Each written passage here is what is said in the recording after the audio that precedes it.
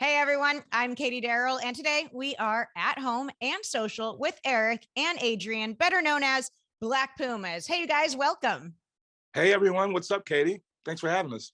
Yeah, no, I'm psyched to have you. I mean, six-time Grammy nominated Black Pumas. Don't mind if I do. Here we are again. We're just excited as you guys. So this is the third year in a row that the Grammys have, done the old "Hey, we love you." Did this nomination feel different than the ones in the past?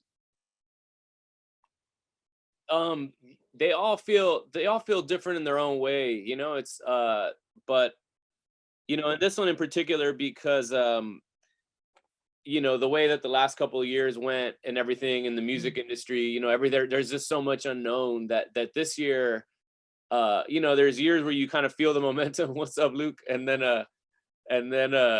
there are years that it's just a surprise. So I would say that this year was a bit of a surprise for sure, but they're all, it's a lot to process. Like Eric says, all the feels. We had a text all day that day with everybody, and it's a lot to take in.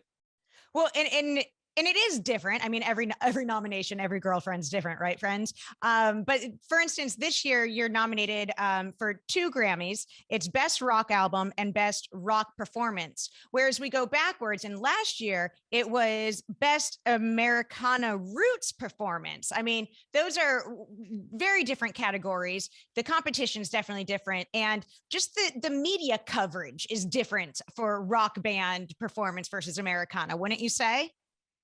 Most definitely, I think it's most significant to myself individually because after attending New Mexico State for a couple of years, where I would hang out with the artist people and the musicians, to going and busking and experiencing the level of talent just on the streets of Los Angeles and Austin therein, to being nominated and collaborating with someone who's been nominated before on one of the highest levels within the music industry. So to me, it's really special that we're being acknowledged for our live performance, because that's kind of where I started individually. So I feel, like maybe I'm getting a little bit better and I'm learning. So feels good. Well, you brought it up, so I'm going to go down the rabbit hole of talking about the busking.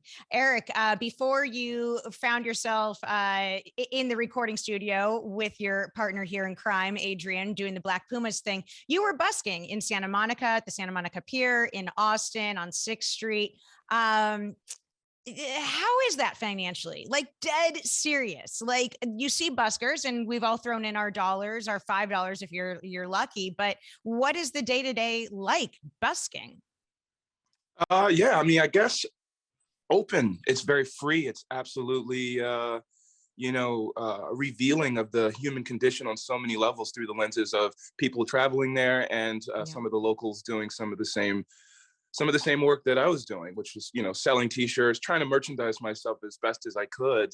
But yeah, it was kind of crazy. I probably took like 3 buses and a couple of trains to make it to the pier, and there's a system, and there's kind of a family through line, within the participants there. So it feels like, I feel at home when I'm busking, but I don't know that I would go back to it, especially not for a living. But yeah, it's absolutely crazy. And the biggest thing that I learned was just, you know, allow myself to be in a space where I'm doing the music for the right reasons, because so easily, so many times people they can't acknowledge, what you see and perceive as beautiful. Sometimes people don't have the eyes and ears to acknowledge it. So, so we're 2 happy campers, man, I must say, from my perspective. No, when you guys first got together, it was via a phone call, right? A friend said, "Hey, you guys should chat," and it was a phone conversation. Is that correct? Yeah. It was an email first, and then the conversation was brief. It turned into Eric used his singing voice on the call. He just started singing, and it was amazing. It was awesome. That energy was just coming out the phone into my ears, and that was my first time hearing his voice was through the phone. And we set up Was it? a video session after that. I mean, magic in a bottle, love at first sight type of thing, where you connected immediately and said, "We've got to be making music together. This feels so right." Or was there any hesitation once the phone was hung up? No, there was no hesitation. I mean, the only hesitation I would say, I was just trying to play it cool. I was just trying to like you know, not get too excited just for my own ego to play it cool. But Yeah. I mean, there were chills for sure. It was chill inducing the first time we made music. Similarly, the first time we played a show was next level chills, you know. So Adrian, I know it's been said about Eric's voice that his voice evokes an era. I mean, I hear it. You listen to Colors and you feel there's an era, there's a mood, it's haunting. Do you get those feels when you listen to Eric, or as a producer, are you listening to too many things at once where it doesn't even take you to a moment? In the studio, as a producer, I'm definitely, you know, my brain is latching onto a million things. But we just did about half a year of touring, and I hear it every night, and it doesn't get old. You know, I've told Eric, like, I haven't been tired of playing one show. I haven't been like tired of playing Colors. I haven't been tired of there's songs that I actually don't even play on live right now on the show. And I just like to listen, you know, like it doesn't get old.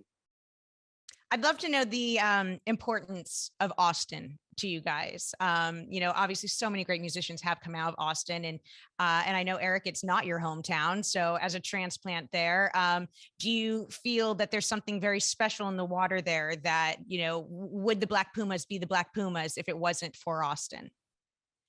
Most definitely not. Black Pumas would not be Black Pumas if it wasn't for this regional location we all call Austin, Texas. It's absolutely beautiful here to the degree that people really care about music and art, you know, and it doesn't feel very shallow or like, you know, people's disposition are of like a false kind. So yeah, so I was just in a place where I was maybe like 26, 27, you know, really becoming a man, having to take on certain responsibilities. That is, you know, now owning my own home, and, you know, going through like one of my first really big breakups, and, you know, it's been kind of crazy, you know, it's been awesome, you know. So it's like I feel like my life is somewhat of a beautiful mess, you know, so I'm just riding the wave. It's been crazy cool. I'd like to go back to the Grammy nominations. You've got one Grammy nomination for the 2020 awards. You had 3 nominations for the 2021 awards, and now 2 nominations for the 2022 awards. I mean, it's amazing. What are you going to wear? What's the plan, guys? Honestly, I've been trying to design my own suit, and I've tasked my management to continue like reaching out to different brands who might be interested in collaborating with me and doing something custom. Yeah. Adrian, what about you? We have some friends that are designers in Europe. They're Paris and London based, and they made my suit for last year. And I'm not as adventurous with the sartorial direction as Eric. You know, he's able to pull off cooler outfits. So I've started with them. I'm already just like, they sent me a little mood book of new things they have, and we were both a little bit behind in terms of figuring out what we're gonna wear. So the postponement of the Grammys was like, all right. I texted the guys right back right away. I was like, all right, now we can get a real like outfit together, because I was like messaging with them, and they were like, dude, this is cutting it really close. Like the Grammys are in 3 weeks, and I was like, all right, we got time now. So we're planning it, you know. It's the first time anyone was like, oh, thank God for this COVID flare up. It bought me more time. In a way, that's true. Truly, this year, the nomination is for Best Rock Performance, whereas last year you were nominated for Best Americana Roots Performance. Talk about the sound and the vibe and the difference between Americana Roots and rock for Black Pumas.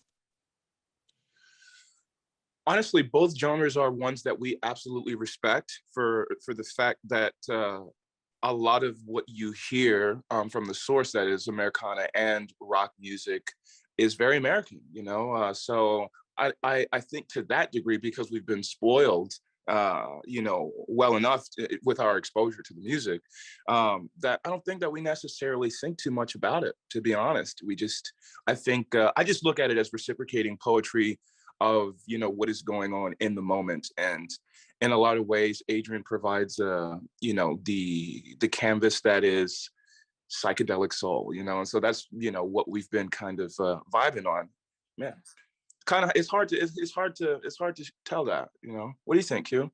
I think with the rock thing, you know, people think of soul all the time with us, but I think both of us kind of wanted to be a rock band. You know, it's like we're like we play soul music, but as a rock and roll. You know, we very much wanted to be rock and roll, and I think that so if you were brought up in that conversation, that means people are getting it. You know. You guys started out playing small venues in Austin, and now you're headlining huge venues. Which are you better at? Like, truly, at the end of the night, when you finish a show and you get off the stage, do you find that you're better on a bigger stage or a smaller stage? And this is just you critically, not what the fans say, but what do you feel out of it? I'll say that I'm newest to, let's say, a stadium. You know, we did the Rolling Stones, and that was absolutely brilliant. It felt like trying on a new pair of shoes, and, you know, kind of getting comfortable about it. So yeah, I'll default to saying that some of the more intimate rooms, especially the theaters, have become a major comfortability for the both of us. But I think, like Adrian said, I don't think we were even thinking about how the live performance was going to go. I think it just naturally became this very rock and roll, kind of rough around the edges presentation comparatively to the album. So yeah. There's a sweet spot I think we're finding with venues like Eric said, the theaters right now that we're playing. Some of them are like, especially in Europe, these really historic, beautiful venues, and some of those are kind of the sweet spot. You know, sometimes it's, you know, if it's too small, the sound and the production isn't quite there. If it's too big, you're not as connected to the audience. But you know, I think Eric's background makes it such that he's going to connect to the last person in that room. Exactly. Talk to the back of the room, theater boy. Whether right? That's like 10 people away or 70,000 people away. That's what's awesome about getting on stage with this band, is that Eric is there to do that, you know, because I hear him say on stage to the, you know, to what is the line from October 33 to in the back? Oh, may love show you how to dream again. But to something in the back. Oh, to the diamonds in the back. Diamonds in the back, you know, and I think it's pretty amazing to step on stage and know that, you know, he's going to be the one connecting with the first person to the last person. So it's all kind of all, I wouldn't say it's all the same, but it takes a little adapting when the rooms get bigger. We've talked, you know, before the interview started, we talked a little bit about a slow burning band versus a shot out of the rocket type of band. And although you guys have put in your time musically, individually, when it came to the Black Pumas and you coming together, it's a fast burn, not a slow burn. You know, getting together in 2018 to now having 6 Grammy nominations under your belt. That's amazing. What would you like people to know about your past before Black Pumas that's getting falling in the shadows, if you will, because there's so much conversation about the now versus the back then?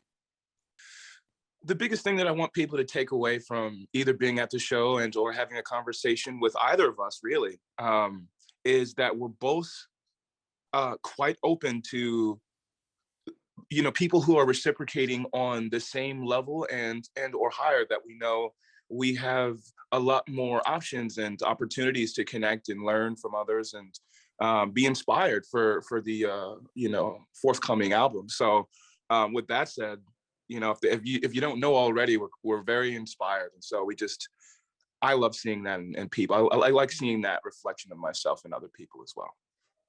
Yeah, and I would say, you know, Katie, with what you were saying, pre Black Pumas, anything anybody should know. I used to do visual art, so I've been getting back into that as a hobby, you know. So I came up as a visual artist, and very much inspires how I listen to music and how I want music to sound, you know, as a visual thing. I want people to be able to close their eyes and see something out of it, you know. It must have been really cool when you were asked to play the Biden-Harris inauguration, you guys. Tell me about that invitation. And also, like, what a bummer that, you know, COVID really like spoiled all the partying for everyone, right? It was bad, but it happened, and we're really stoked for it. I mean, it's, you know, just to be picked to lead, you know, the people into a new just a new future. You know, it felt like we were holding a great responsibility. Actually, I was like, that's probably the most I've ever been nervous on stage, excuse me. with the Black Pumas. So it was really cool for me. It came together really fast, and so we had to prepare within 2 or 3 days. And I think the biggest takeaway was that the song that they wanted for us to do was and feels now quite relevant to some of the political issues that are here and now. So that was cool.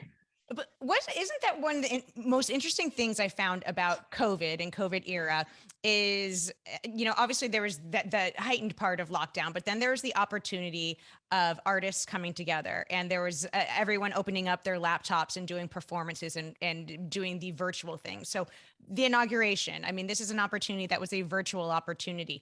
You had a lot of these thrown at you over the last, 18 to 24 months. What other virtual opportunities and gigs, really stand out in your mind? One that stands out for me was actually the very first one we did. Because that was a new frontier. That was like, we were like, what the hell are we doing playing to a phone, like camera, like, and that was, and we hadn't played, that was like right when the pandemic happened, all our tour dates went away. Everybody kind of like went in their own world for a month or two, and then we reconvened and did this acoustic. It was us and the ladies, right? Or us and Duran and the ladies. I think it was just us and the ladies, yeah. Yeah, it was a stripped down version. We did it at my home studio, and it was such a new thing. We didn't know what the hell we were doing. Our management was like, "Oh, we got to do this live stream," and we were like, "Yeah, let's do it." That's what people were going to start doing, and it was weird at first. I remember we were making jokes like the first couple of songs with the banter because there's nobody there. Little did we know that was going to be how we performed for the next, year or so. But that first one, I remember that one. It was crazy, and then it ended up being really cool. I remember listening to it like a week later, like one night by myself in the studio, and was like, "Damn, that was really cool. That was really," but it was bizarre. It was weird at first. For those of you just joining us, I'm Katie Daryl, and we are at home and social with Eric and Adrian of Black Pumas. One thing I know we all have in common is we love Tracy Chapman. You guys did a cover of Fast Car. Was that an easy thing to put together? I know sometimes doing a cover really has people in their own heads thinking of, how do I make it our own? What do we got to do? Do we have the permissions? Or is this something that just, came off really easy with no hitches? That was a song Eric had already been covering, and before Pumas, and we just... Had you been busking it? I was totally busking it. It's one of the ones that really got people's attention for sure. That was one of my favorite covers to play. Are there any other songs of your past that we think we might see you bring into the future with Black Pumas? Yeah. I just recently shared a song called Angel in the last few live performances on the West Coast we were just at. And it went over very surprisingly very well. I would actually substitute that song with Tracy Chapman's first, Fast Car, for the fact that, people were still responding to it in a powerful way. It was cool. Your guys' relationship as bandmates was put together via, mutual connections, saying you guys need to call each other. And, I know these two talented people and they should be connected. Are you still being hit up by friends to say you need to meet so-and-so, or you guys should collaborate with such and such, or have your friends kind of backed off and just kind of letting you be? I think at this point, because of a little bit of the status of the band, I think we do get some people that reach out to us, but the stakes are different now. It's like we're in this, and I mean, I wouldn't say as much now, because I think it's pretty obvious to people that we're out there and we're on tour and we're a band and whatnot. But I would say that people still kind of reach out to us, right, Eric? We've had some situations where people reach out. To a small degree, for sure, and not just by anyone. I think we both, we were just hanging with the guys from. Anyway, I feel weird talking like name dropping, but no, you got to name drop. I need to know now. I need to know. well, so we've kind of been in contact with a Gary Dordain. We got to hang out with Yassine Bey and the Art Comes First creatives at our Paris show, and that was really amazing. And it seems like that crew of, you know, that part of whatever crew they're a part of, whatever greater crew really digs us, you know? So it's really interesting having the respect of our peers to that degree. I mean, I'm sure we can name a few other people, but You guys, thank you so much. I've loved talking with you. I wish you the best. Congratulations on another round of Grammy nominations. And here's to hoping we get to chat again next year when they nominate you for another round. thank you so much, Katie. Thank you, Katie. Stay safe, you guys. Peace. Hey there, thanks for watching AXS TV. Subscribe, follow, like, and do all the good stuff. And make sure you leave a comment below. I don't know, just let us know what your favorite AXS TV show is, or who your favorite bands are, and what artists you're into, or just say hi, man. I'd like to be told hi. We love hearing from you. That's the point, all right? Keep it coming.